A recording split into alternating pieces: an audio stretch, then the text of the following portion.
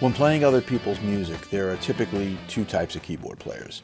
The first type is the type that learns the material the way they want to learn it and plays it the way they want to play it in their own style, in their own fashion. The second type of keyboard player is the guy who looks at the piece and looks at the whole picture and says, what do I have to do to get this as authentic as possible, even if it means playing parts that the keyboard player on the original didn't necessarily play. That's what this video is about.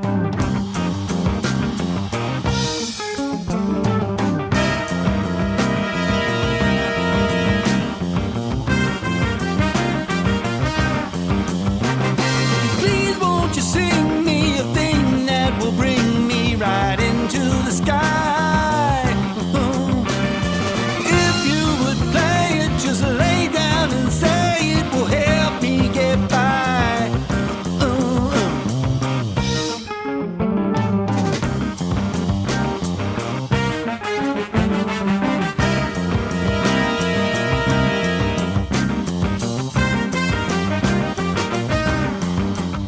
This exercise makes use of Gig Performer.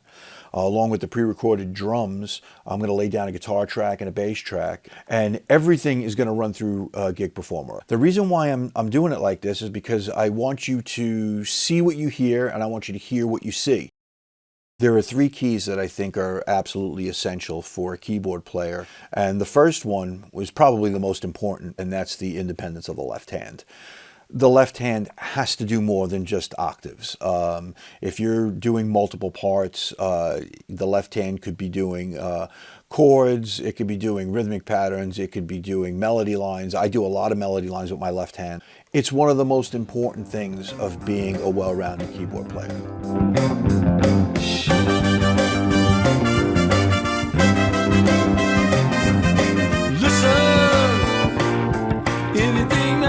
For the money, couldn't be right, you know.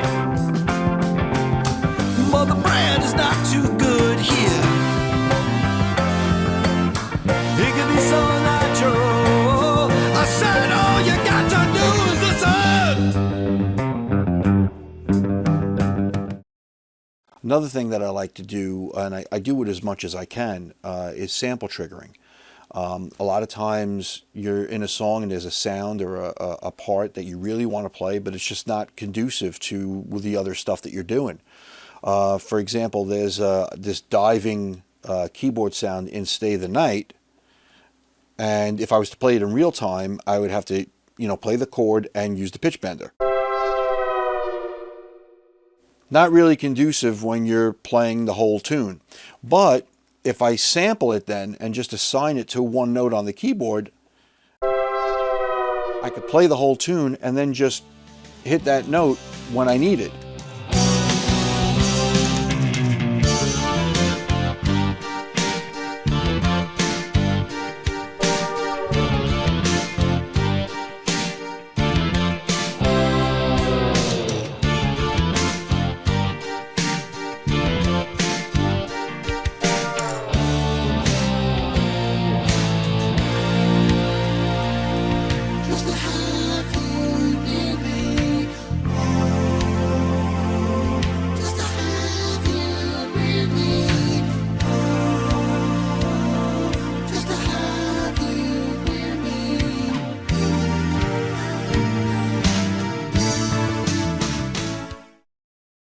Going to give you a bonus tip here.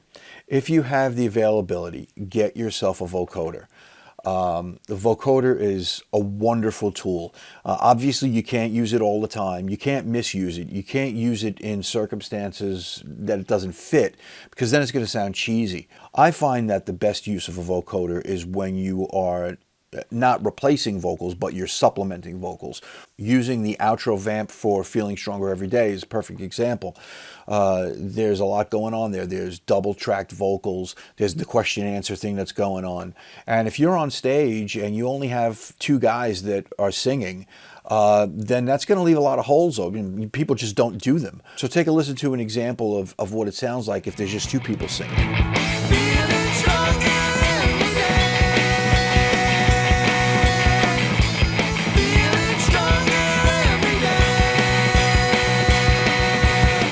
Now take a listen to the same example again, only this time enhanced by the vocoder.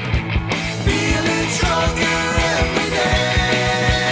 Going right now. Feeling stronger every day. Going right now. The third key or tip is dividing parts. And dividing parts is somewhat of an art.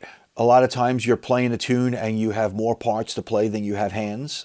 So you got to divvy stuff up. What I like to do is try to find a place where I can alternate between parts with one hand while the other hand is doing something else.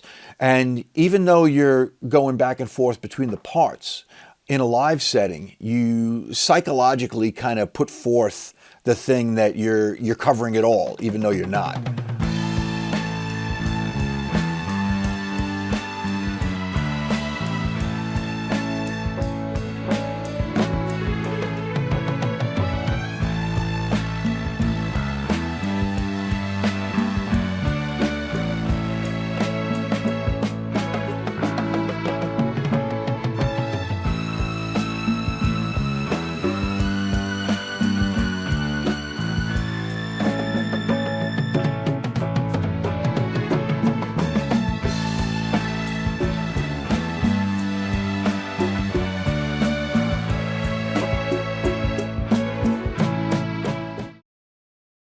Before I leave you, I'm going to give you one more bonus tip. And I'm not trying to sound like a trader or anything, but if you can play guitar, bring your guitar. There are some tunes when you're playing that just don't have any discernibly important keyboard parts. You know, and I'm not one for sitting there trying to make something out of nothing. If the song doesn't require a keyboard, I'm not going to walk off stage, and I don't want to make up something for nothing. So I'll pick up a guitar. I am by no stretch of the imagination a lead guitar player. I would never want to take a lead on stage, especially when I'm sharing the stage with a great guitarist. But for this last example, no offense to Terry Kath, I took a little bit of a lead part only because I wanted to make the song sound as whole as possible. All my reasons and my ways keep on changing from day to day. As I grow, it becomes so clear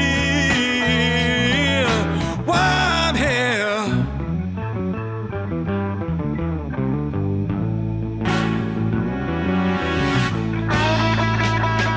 It's all here for you and me. Well, thank you very much for watching. I hope you got a couple of good ideas out of this presentation. If you haven't already tried it, I urge you to take a look at Gig Performer. It really is an amazing piece of software for your gear. It is, without a doubt, the most well-rounded, well-crafted, and useful piece of equipment in my rig. So there's a free trial that you could take advantage of. And if you'd like to hear more about how I program the sounds in Gig Performer, the triggers that I use, and how I assign stuff, then leave a comment below, and maybe we'll get back with a follow-up video. Thanks for watching.